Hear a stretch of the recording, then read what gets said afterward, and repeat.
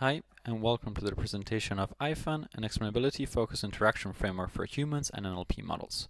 We'll dive straight into configuration, where I have access because I'm logged in as myself and I'm a developer, and as such I can downgrade or upgrade other users in role, as well as check and modify their activation status and API access. Here I can also edit or delete their account information. I can also manage models and dataset from this page. So for instance, I can create a new model, which I'm going to call fake news detector, and I also need to specify its path on our hosting server.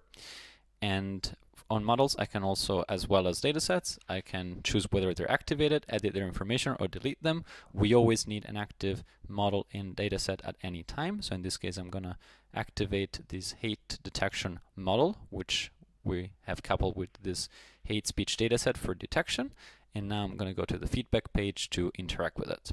And here I can either write a text myself to be evaluated by the model, or I'm going to load a random sample from the dataset, or I can load the last sample, which is what I'm going to do, or get a random misclassified sample.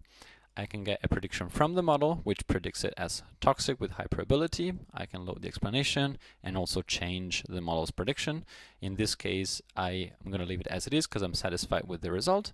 However, I don't think that this part of the explanation is right. Instead, I don't think it's non-toxic, but rather toxic. So I'm going to change the explanation and I'm going to submit it to the model.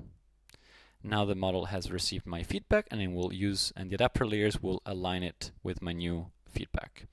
And with this button, I could load the most influential unigrams, and I see under the category toxic, there are a lot of insults, for instance, which are relevant for the model for this class, whereas I see more neutral word under the non-toxic label. And that was actually it. Make sure to check out our landing page as well as our documentation, and I thank you very much for your attention.